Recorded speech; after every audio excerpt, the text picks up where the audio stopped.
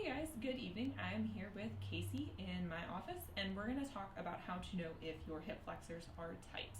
Last week we talked about how to know if they're weak. This week we'll talk about tightness because determining which one it is will help you figure out how to solve the problem correctly. So I'm going to have Casey lay down on her back, take her left leg, bring it all the way to her chest. I'm actually going to have you sit up and scooch a little bit forward because we want a little bit of space there. Yeah. And so what we are looking for here is if this joint, the hip joint, if there's a nice straight line here, that means that her psoas or her iliacus, the two muscles that start on the back and insert down on your thigh bone, that checks to see if there's tightness there. If this is nice and straight, or if it even goes a little bit more beyond straight down, then it's not tight. So for her, I would say this is pretty good.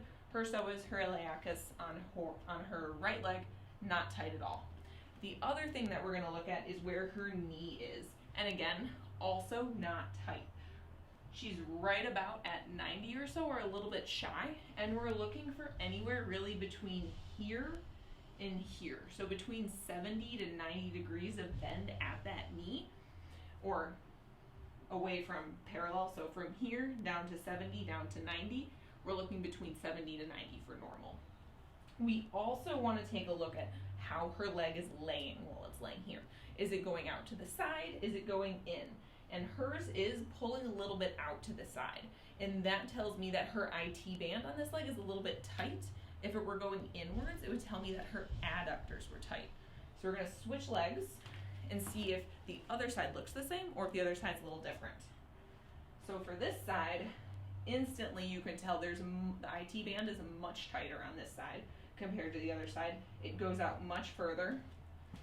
Again, iliacus, so is pretty good, and rectus femoris, pretty good as well. So there you have it. You can go ahead and relax.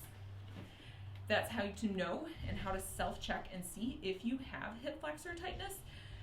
If this test is negative, I'd encourage you to go back, watch last week's video where we talk about how to assess if your hip flexors are weak. A lot of the times when hip flexors are weak, they feel tight, even though they're not actually tight.